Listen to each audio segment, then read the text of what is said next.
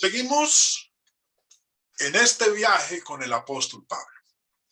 Nos encontramos estudiando el segundo viaje misionero, del cual se nos habla en el capítulo 15, verso 36, hasta el capítulo 18, verso 22, en Hechos de los Apóstoles. Habíamos nosotros quedado en nuestra última lección de cuando Pablo llega a Berea con Silas y con Timoteo. Repasando, dice Hechos 17, que cuando llegaron a Berea, los judíos que había en Berea eran más nobles que los que estaban en Tesalónica, pues recibieron la palabra con toda solicitud, escudriñando cada día las Escrituras para ver si estas cosas eran así. Así que creyeron muchos de ellos, y mujeres griegas de distinción, y no pocos hombres. Y con esto se inicia la iglesia de Cristo en Berea. Cuando los judíos de Tesalónica supieron que también en Berea era anunciada la palabra de Dios por Pablo, fueron allá y también alborotaron a las multitudes. Pero inmediatamente los hermanos enviaron a Pablo que fuese hacia el mar, y Silas y Timoteo se quedaron allí, en Berea. Verso 15. Y los que se habían encargado de conducir a Pablo, le llevaron a Atenas. Y cuando llegaron a Atenas, aquellos que acompañaron al apóstol Pablo para protegerle, para guiarle, dice que Pablo les dio una orden de que fueran nuevamente a Berea y le dijeran a Silas y a Timoteo que fueran lo más pronto que pudieran.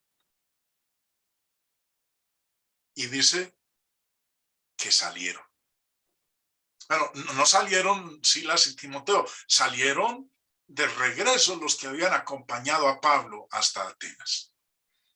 Pablo lo necesitaba a Silas y a Timoteo lo más pronto posible con él en Atenas.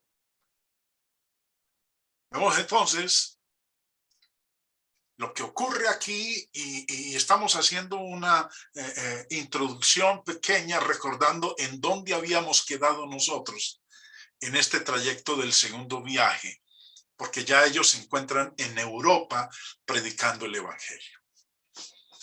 Ahora, ¿qué ocurre en Atenas? Bueno, vimos nosotros, devolvámonos aquí, que cuando Timoteo llega a Atenas, porque Silas se queda en Berea, Timoteo es enviado a Tesalónica. Timoteo llega primero a Atenas, está con Pablo allá, y Pablo ve la necesidad de enviar a Timoteo a Tesalónica. Dice, y de eso lo leemos en Tesalonicenses, vamos a leerlo. Dice, pero nosotros, Pablo le escribe a los hermanos en Tesalónica, pero nosotros, hermanos, separados de vosotros por un poco de tiempo, de vista, pero no de corazón, tanto más procuramos con mucho deseo ver vuestro rostro, por lo cual quisimos ir a vosotros. Yo, Pablo, ciertamente una y otra vez, pero Satanás nos estorbó. Pablo tenía en buen concepto la iglesia en Tesalónica. Los hermanos de ese lugar fueron unos hermanos que, como él mismo lo dice en la carta a los tesalonicenses, se preocuparon por llevar la palabra de Dios en toda Macedonia y Acaya. Por lo cual, porque ¿cuál es nuestra esperanza o gozo o corona de que me gloríe?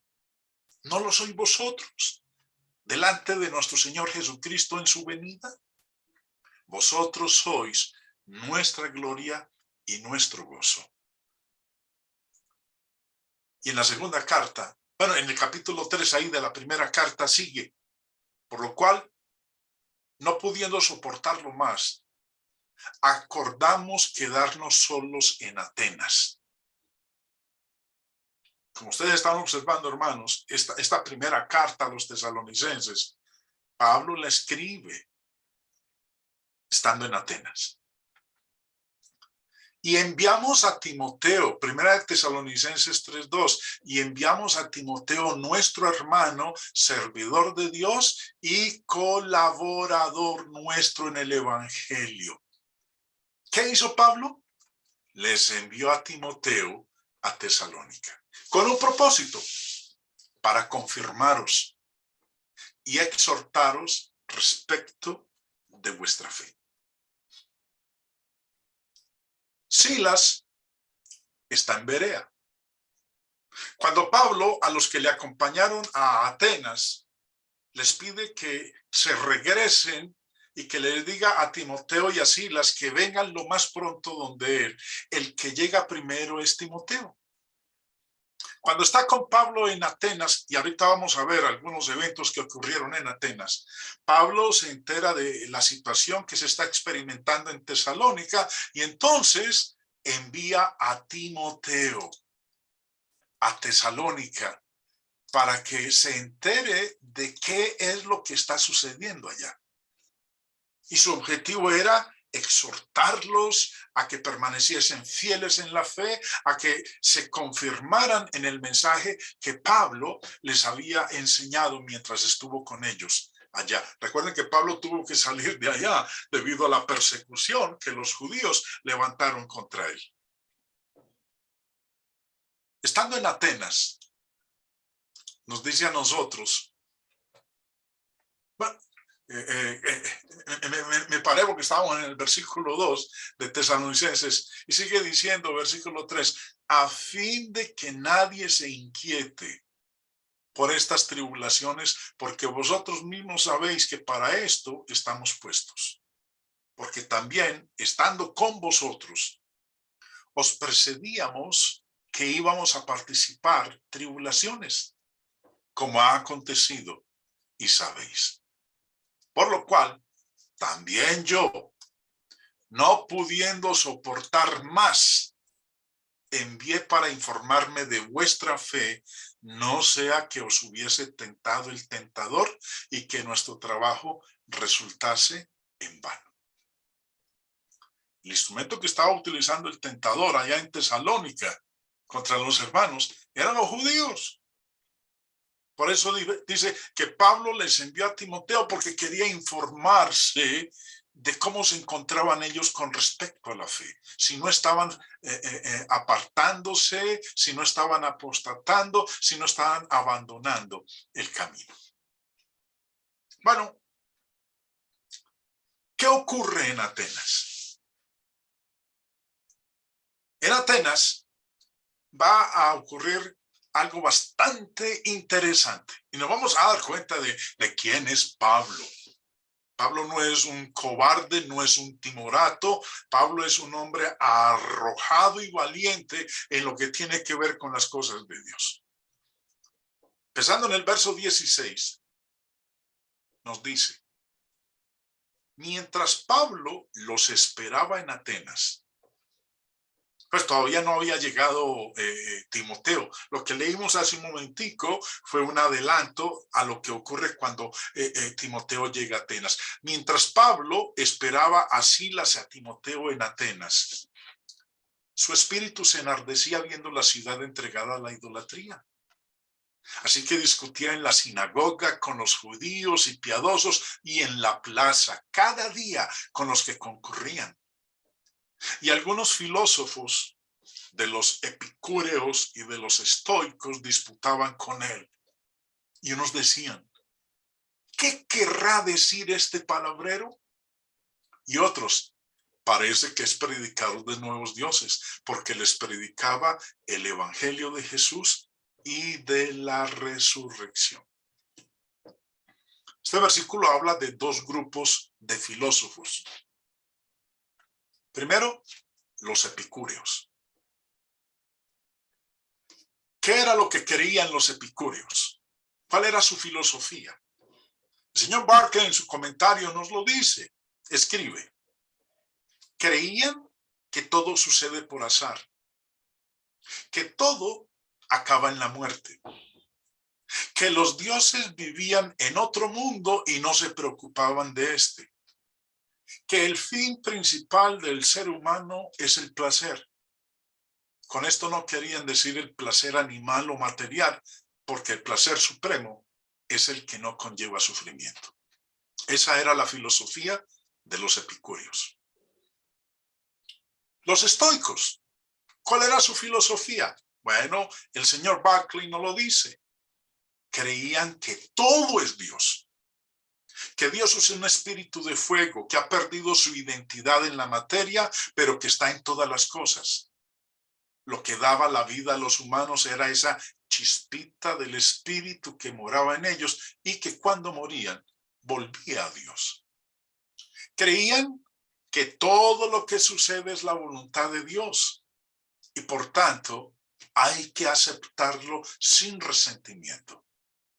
Que cada cierto tiempo el mundo se desintegraba en una conflagración y empezaba de nuevo otro ciclo de acontecimientos.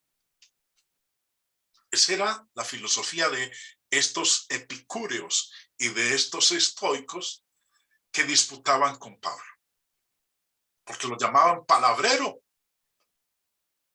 a razón de que predicaba el evangelio de Jesús y la resurrección. Y Pablo tuvo esta oportunidad. Dice el verso 19, y tomándole, le trajeron al Areópago, diciendo: ¿podemos saber qué es esta nueva enseñanza de que hablas? ¿Qué era el Areópago?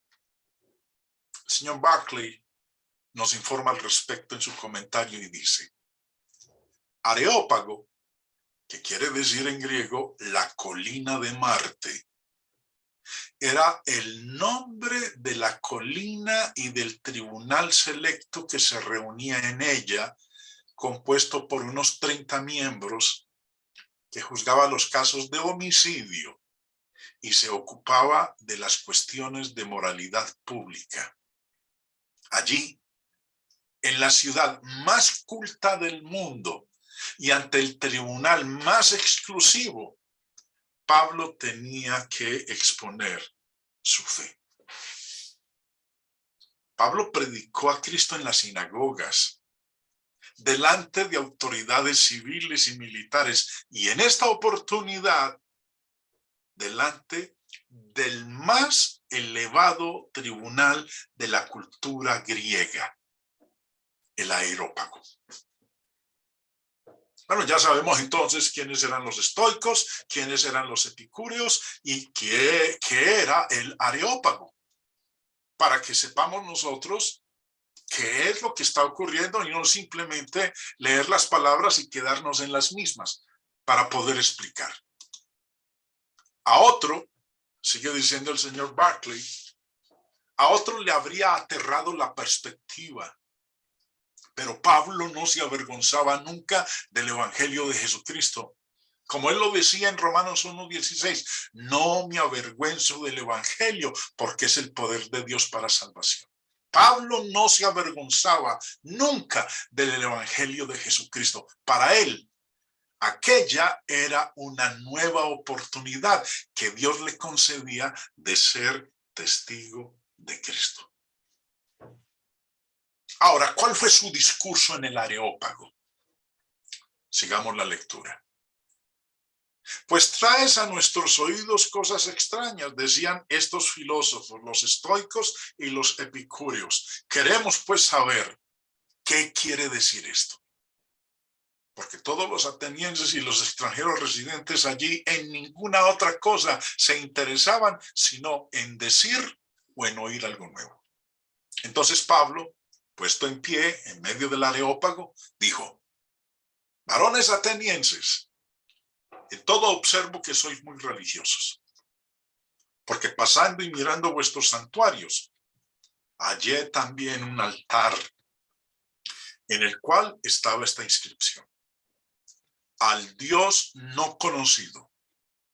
A que vosotros adoráis pues sin conocerle, es a quien yo os anuncio.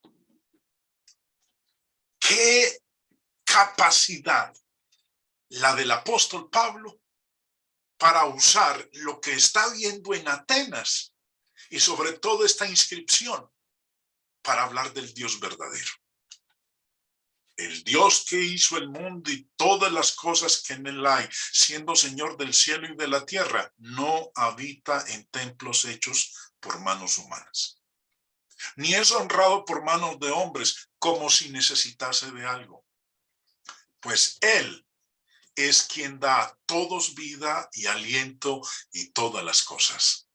Y de una sangre ha hecho todo el linaje de los hombres para que habiten sobre toda la faz de la tierra, y les ha prefijado el orden de los tiempos y los límites de su habitación, para que busquen a Dios.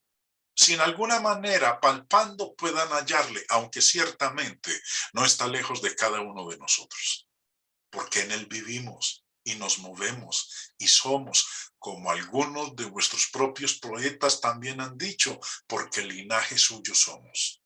Siendo pues linaje de Dios, no debemos pensar que la divinidad sea semejante a oro o plata o piedra, escultura de arte y de imaginación de hombres.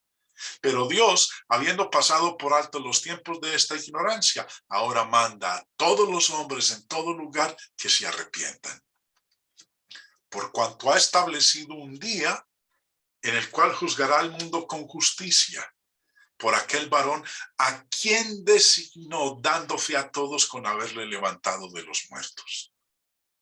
Pero cuando oyeron lo de la resurrección de los muertos, unos se burlaban y otros decían: ya te oiremos acerca de esto otra vez. Y así Pablo salió de en medio de ellos. Mas algunos creyeron, juntándose con él, entre los cuales estaba Dionisio el Areópagita, una mujer llamada Dámaris, y otros con ellos. Y se inicia la iglesia de Cristo en Atenas.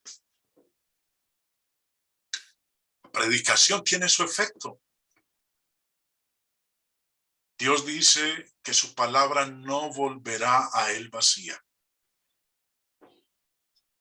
El Espíritu Santo a través de Pablo enseña que uno siembra, otro riega, pero el crecimiento lo da Dios.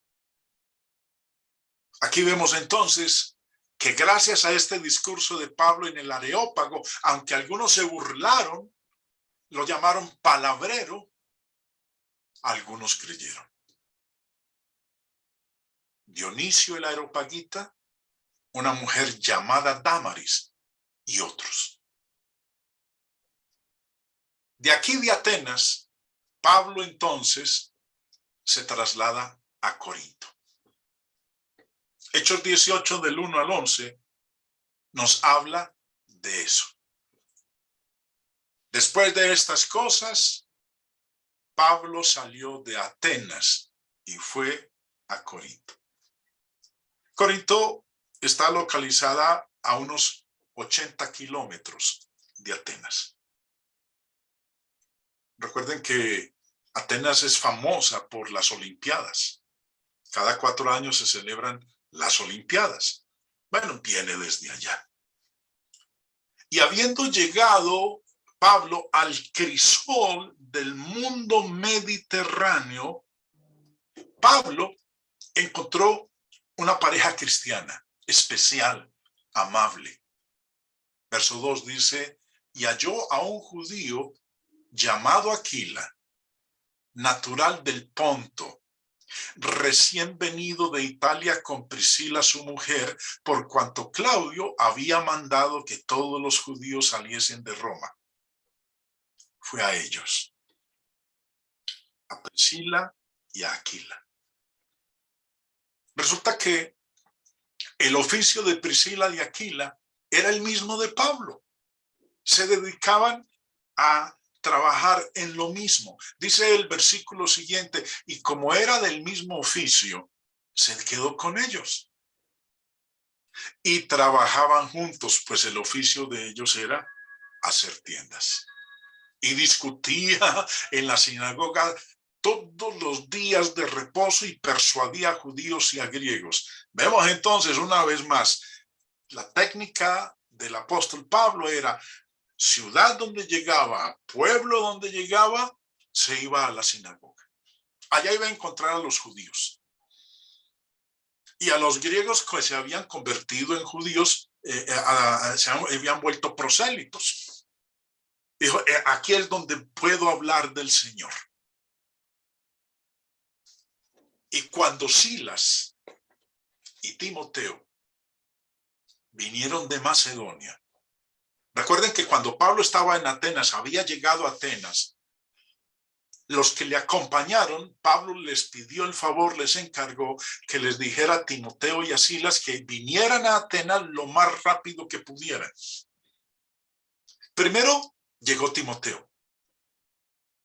Y durante el tiempo que estuvo ahí, Pablo vio la necesidad de enviarlo a Tesalónica. Pero Silas aún no había llegado. Silas se había quedado en Berea,